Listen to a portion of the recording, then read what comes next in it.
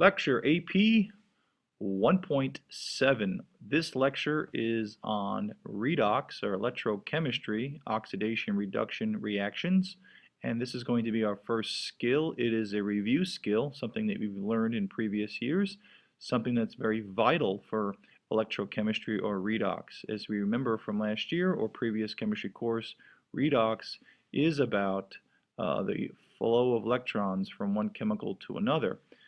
Case in point, if I have pure sodium and I have pure chlorine, okay, in truth it's Cl2, but clearly what happens is sodium is going to lose its valence electron to the chlorine. Chlorine is going to become Cl-1. Sodium, by losing electron, becomes Na+, and essentially, okay, a pure sodium atom and a pure chlorine atom become sodium chloride, that ionic compound, table salt, because of a flow of electron. The one that lost the electron, if you remember, we call that reduction, and the one that gained, we call it oxidation. And we had a very famous mnemonic, Leo the lion says grrr. Okay, now who's Leo? I don't know. And he does say grrr because he's a lion, but losing electrons is oxidation, and that of course is what happened in the course of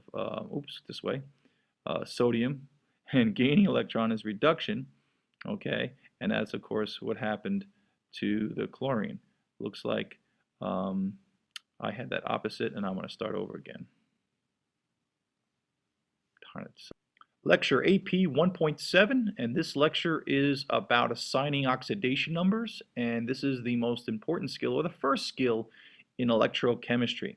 If you remember, electrochemistry is about the loss of gain of electrons through one chemical to another, and we have a couple of names and some vocabulary to review, and that's things you've already learned. This is pretty much going to be a review lesson, but again, it's an important one as we go forward to other higher AP topics. So if you remember last year, we had, let's say we had sodium element. Let's say we have a chlorine atom. Okay. Now, of course, it's going to be Cl2, but we'll just deal with chlorine as a single atom here. All right. Now, sodium is going to lose its one valence electron to chlorine, and chlorine gains that one valence electron to fill its shell, and it becomes Cl-1. And sodium becomes Na+. Okay, now we write this sodium chloride. And it's a pretty cool reaction. Take chlorine gas and combine it with pure sodium metal. It's pretty exothermic because this is a very stable compound. So we're making something very stable. And I know I'm going off the reservation here, but sodium and chlorine are elements, and they're unstable and bonded, and they become more stable when they achieve their stable electron configurations of a noble gas. Sodium, if you remember, losing one, okay, to become as stable as argon, neon, and chlorine gaining one to become as stable as argon. Okay, and I'm going to show you that right now just as a review. Okay, so back to a periodic table here, and we have our sodium. If you remember, the configuration of sodium is equal to 1s2, 2s2, 2p6, 3s1. Okay, so remember 1s2, 2s2, this is the p block, 2p6, and this is the third row, so the first, second, and third energy level, 3s2. If you remember last year I called this the s block, and this was the p block. We're going to revisit all this stuff here. Okay, now if you were to draw, now of course this, and I'll just change inks here, this is the first energy level that's filled, and this is the second energy level that's filled. Okay, so on the reagents they use 2-8 to represent that, and of course this is 1. Of course we're not going back to that, but what that tells us is that there's one electron in the outermost energy level. Okay, now chlorine, okay, let's go find good old chlorine over here. Okay, chlorine is 1s2, 2s2, 2p6, 3s2, and 3p5.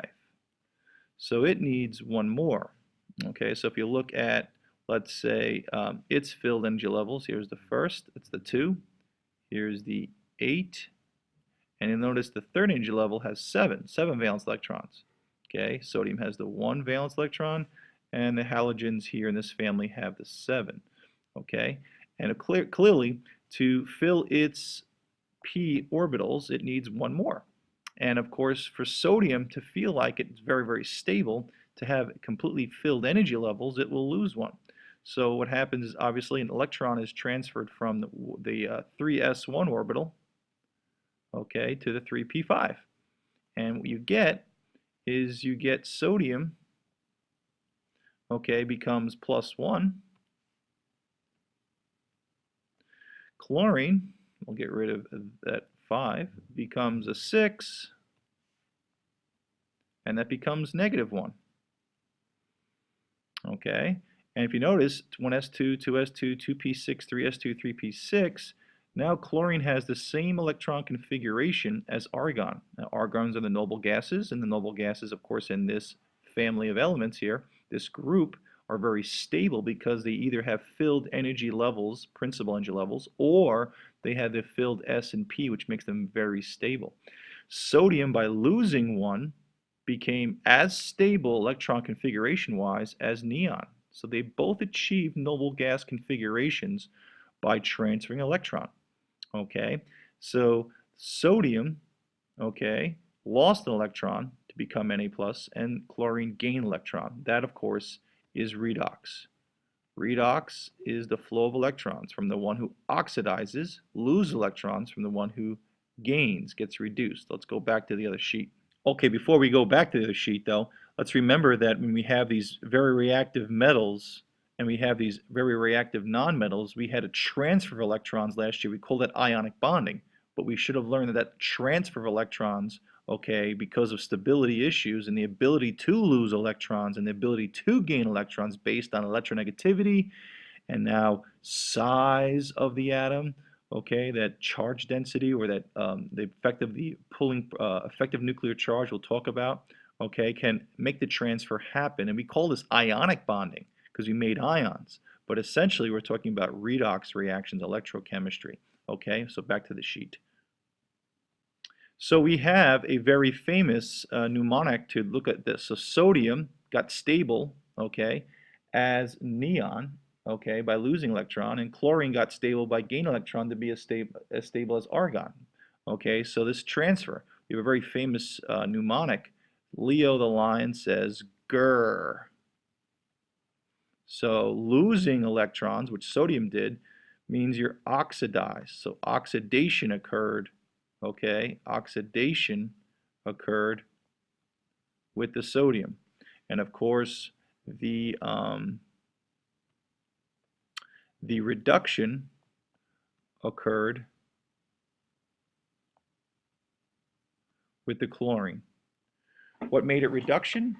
Well, it's gaining an electron. People say, how can we gaining an electron be reduction? So that's the grr part, grr, okay. How can reduction be, in fact, a reduction if I'm gaining something like an electron? Well, because your charge gets reduced. Notice sodium went from sodium 0, standalone elements are 0, go to +1. Okay, sodium charge went up because it lost negatives, and of course chlorine's charge went down. So the reduction just is really talking about the lowering of the charge due to the gaining of negatives. Okay, and that's some basics and backgrounds. But before we can decide who gets oxidized and who gets reduced, who is acting as the oxidizing agent, reducing agent, we'll talk more about that, we have to assign oxidation numbers to see who, in fact, in a chemical reaction, a redox reaction, got oxidized or reduced. That's very important to us in chemistry. We want to know who the oxidizers are, who the reducers are. And real quickly, an oxidizer, okay, is not something, in fact, who undergoes oxidation. An oxidizer is another word for oxidizing agent.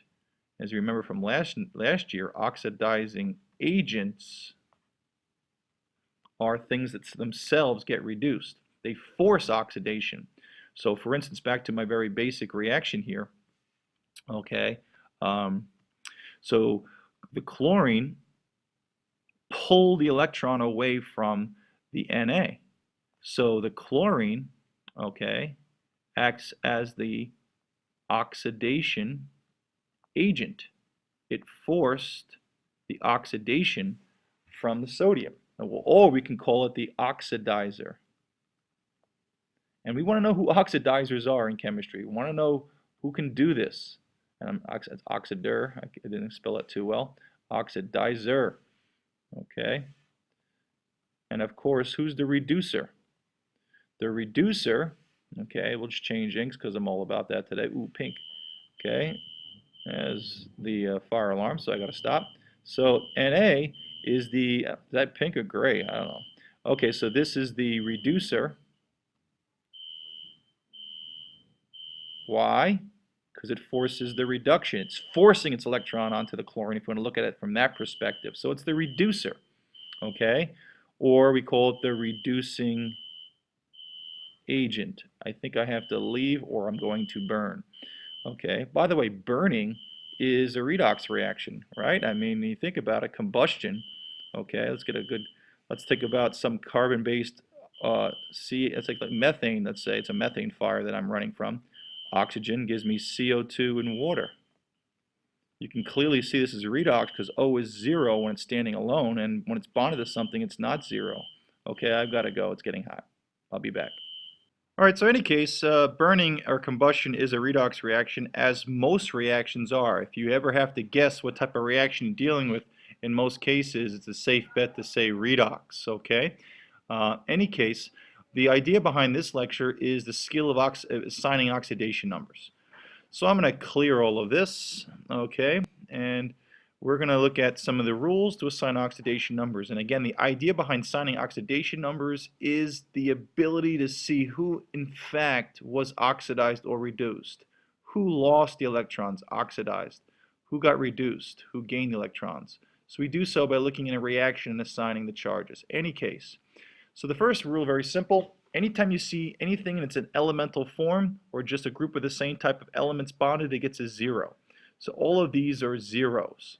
Okay, also standalone I call elements not bonding to themselves or anything are also 0 because we know that elements, of course, are always neutral. Why? Because when I say the element lead, we're talking about an atom. An atom or an element is always neutral, which means what? The protons equal the electrons. Okay, so that's the basic two rules. And if you see a 0, and I talk about this all the time, if you see an element bonded to itself, like a diatomic or an ozone, okay, or something bonded to itself into a higher number than 2, it gets a 0 or a standalone. So if you find a 0 in a chemical reactions, you know you have a redox reaction. About 99% of all reactions that are redox reactions have a 0. There certainly are some that don't, and we'll see some examples. Any case, moving on.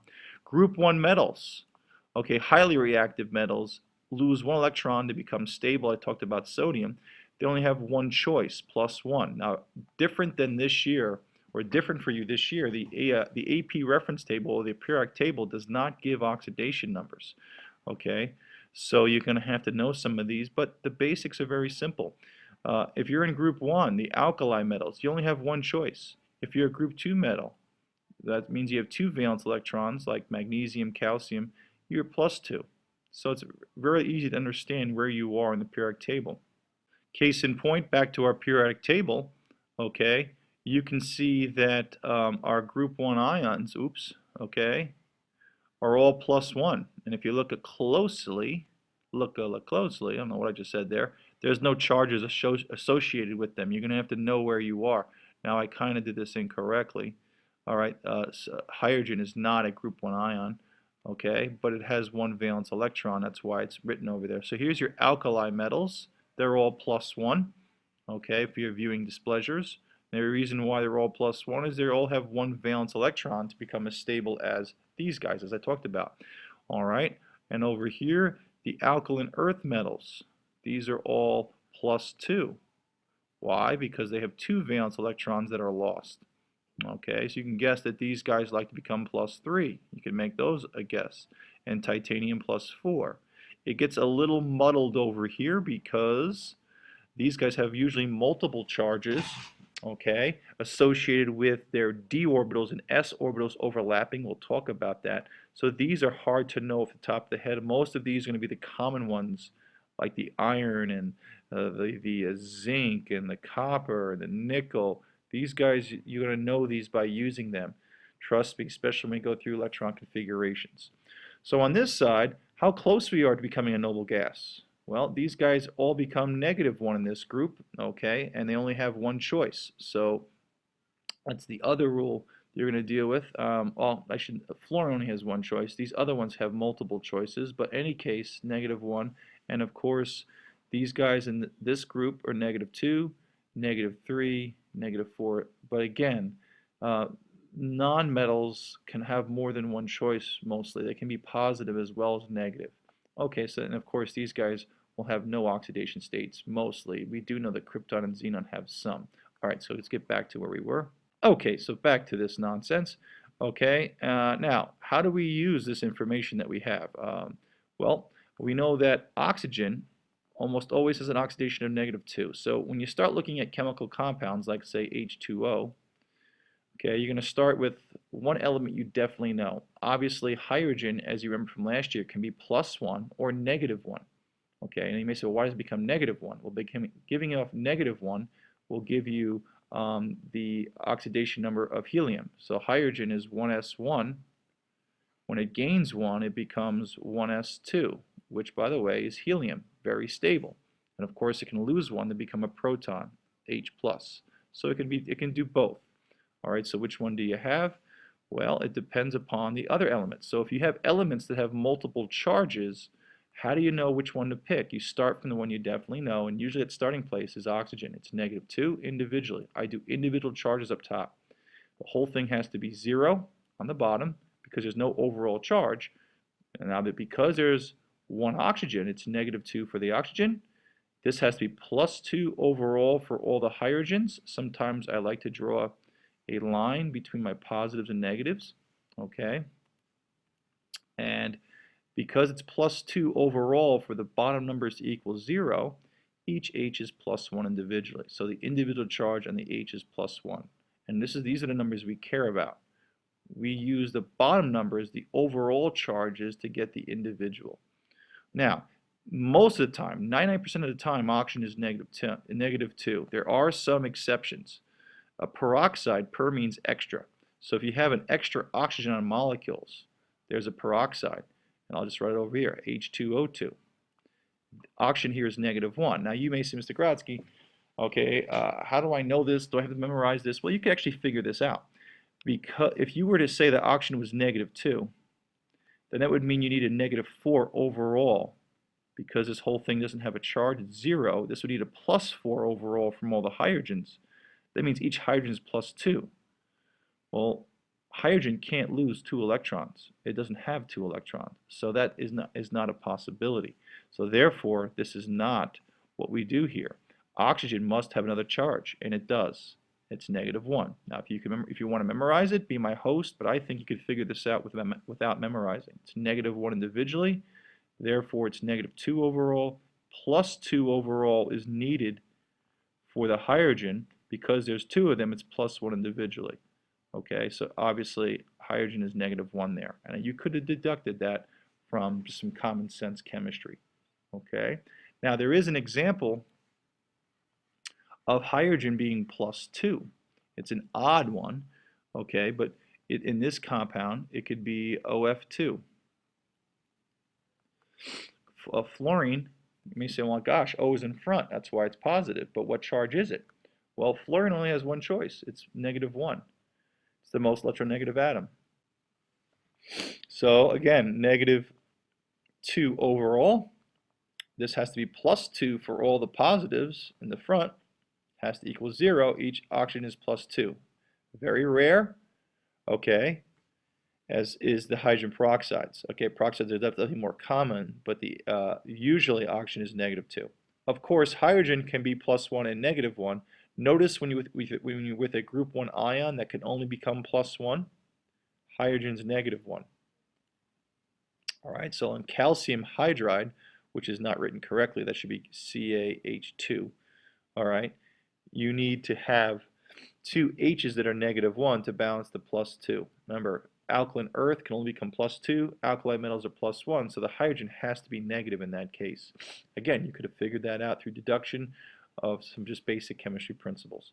The other last point I want to make before we go on and let you do the ditto is that if you've got three compounds, okay, that you're trying to assign oxidation numbers to identify who's changing in a reaction, what you do is usually start with the bookends.